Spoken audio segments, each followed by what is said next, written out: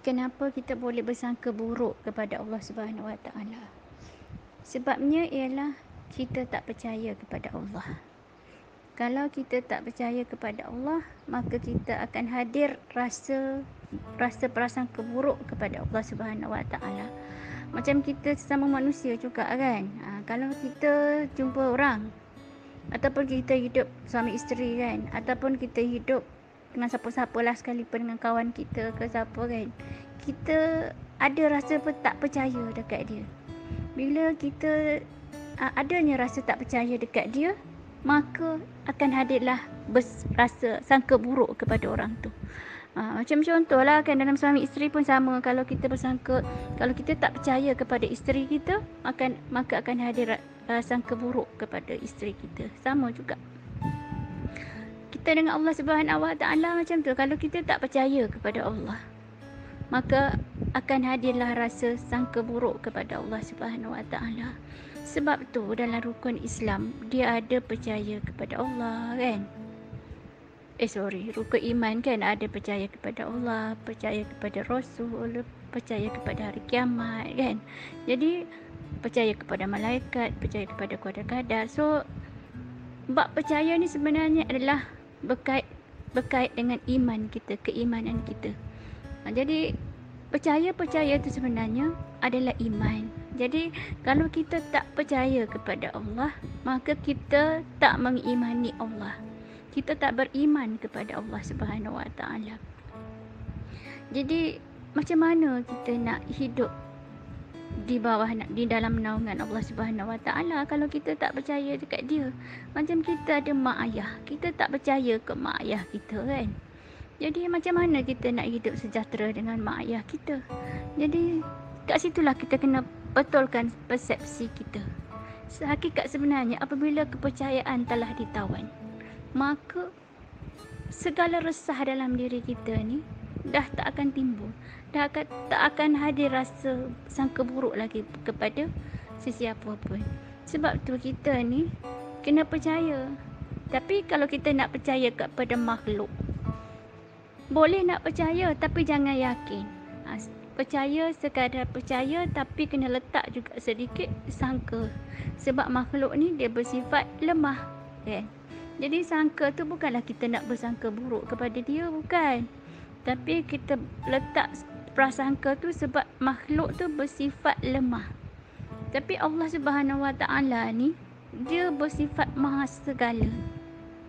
Jadi Allah ni tak ada sifat lemah. Bila Allah tak ada sifat lemah, maksudnya kita kena yakin kepada Allah 100% dan kena percaya kepada Allah 100%. Jadi itulah nilainya iman. Jadi dalam rukun Islam ni tak suruh kita ni beriman kepada manusia. Tak ada dalam rukun iman kata percaya kepada manusia, tak ada. Allah cuma sebut percaya kepada Tuhan, percaya kepada malaikat, percaya kepada Rasul, percaya kepada hari kiamat, dan percaya kepada qadar kan. Kalau SB tak silap lah, sebab SB dah lama masa belajar, masa budak-budak sekolah dulu kan. So maksud kenapa kita kena percaya kepada 5 hal ni? Sebab dalam 5 hal ni Allah Ta'ala dah jamin bahawasanya tak ada yang tak betul. Maksudnya benda tu tetap berlaku mengikut kehendak Allah, mengikut kebijaksanaan Allah, tak ada kebatilan. Jadi semua yang di bawah takbir Allah ni kita kena percaya. Sebab tu kita percaya kepada rukun iman. Apabila Islamnya kita dan kita berbuat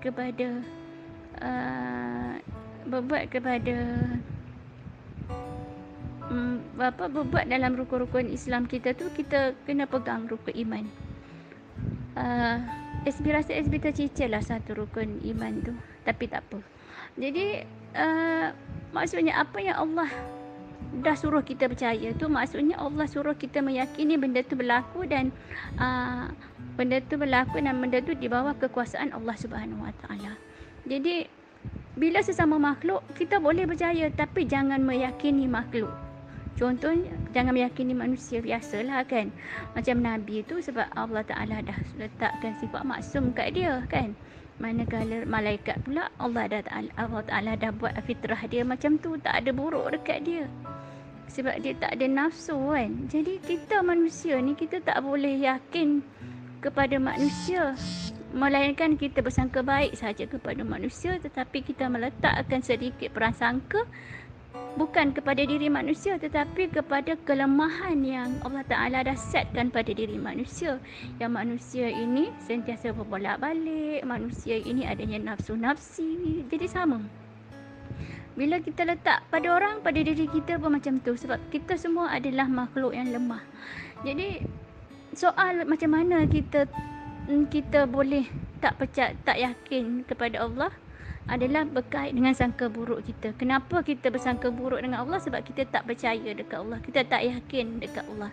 Jadi mulai sekarang kita kena bina yakin kita pada Allah, bahawasanya hanya Allah yang lebih tahu setiap sesuatu, dan yakin apabila Allah Ta'ala beri yang setiap sesuatu tu, sama ada kita suka ke kita tak suka, itulah yang terbaik. Sebab hanya Allah yang lebih tahu apa yang baik buat diri kita. Jadi bila kita dah percaya dengan Allah, kita dah yakin betul-betul dengan Allah, maka kita tak akan ada sangka buruk kepada Allah Subhanahu Wa Taala. Jadi inilah yang kita nak imani. Jadi inilah yang tersimpan di sebalik rukun Islam, di sebalik rukun iman tu. Jadi inilah hakikatnya yang kita nak kena explore dalam diri kita. Jadi kita kena masukkan dalam diri kita. Jadi benda tu apa-apa pun kita kena bina yakin. Sahabat SP pernah pesan, yakinlah hanya kepada Allah Subhanahu Wa Taala 100%. Jangan meyakini mana-mana makhluk. Jadi kita tak boleh yakin kat manusia tapi kita bersangka baik, tak apa. Bila berlaku sesuatu yang buruk, kita faham bahawasanya itu adalah kelemahan pada diri manusia sendiri yang telah Allah Ta'ala izinkan sesuatu itu berlaku. Okey, itu yang pertama. Yang kedua tadi sahabat kata sahabat selalu macam kecil-kecil dulu suka fikir negatif. Sebab apa? Selalu sebab bila sahabat berdoa, doa yang baik-baik jadi buruk. Jadi sahabat kecewa kan. Baik sahabat jadi sahabat tune pemikiran sahabat doa yang sahabat bersangka yang buruk-buruk, tiba-tiba mungkin Allah Ta'ala beri yang baik. Jadi kat situ sebenarnya bersangka-sangka kepada Allah Subhanahu Wa Ta'ala. Ini adalah satu persepsi yang kurang sihat pada diri kita. Jadi bila kita bersangka-sangka kepada Allah Subhanahu Wa Ta'ala ni, maka akan masuklah jarum-jarum setan ni dalam diri kita yang menyebabkan kita akan jadi pening, kita akan jadi anxiety, kita akan jadi keliru, macam-macam timbul dalam pemikiran kita. Hakikat sebenarnya semua itu berlaku adalah disebabkan yang pertama tadi, sebab kita tak yakin kepada Allah Subhanahu Wa Taala. Kita tak yakin bahawasanya Allah Subhanahu Wa Taala ni hanya yang memberi yang terbaik pada setiap masa.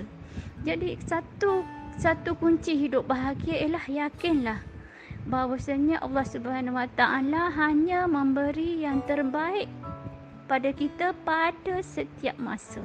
Yakin itu satu.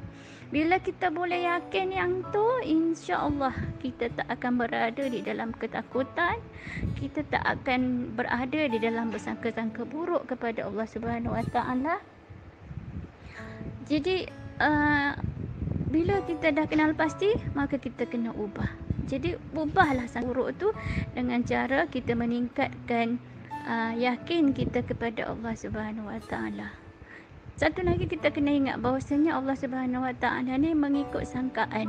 Sebila kita banyak bersangka-sangka kepada Allah Taala tu, maka Allah lagi uji kita kan.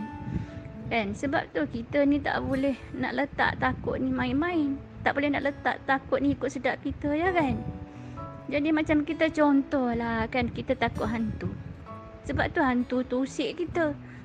Tidur sampai termimpi-mimpi kan, nak pergi tempat atau pergi dekat kubur pun takut kan. Sebab apa? Sebab kita ni dah meletakkan takut di tempat yang salah. Jadi jangan takut kepada apa sekalipun, melainkan takut kita kepada Allah. Takut kenapa? Takut kita ni tak sampai ke hadrat Allah. Takut kita ni tersesat di jalan Allah.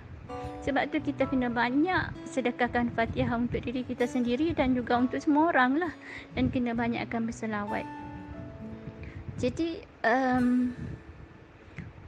takut dan harap tu kena sentiasa kepada Allah Subhanahu Wa Taala kan. Jadi rojak dan kaf tu kena sentiasa kepada Allah, jangan kita letakkan kepada selain daripada Allah Subhanahu Wa Taala.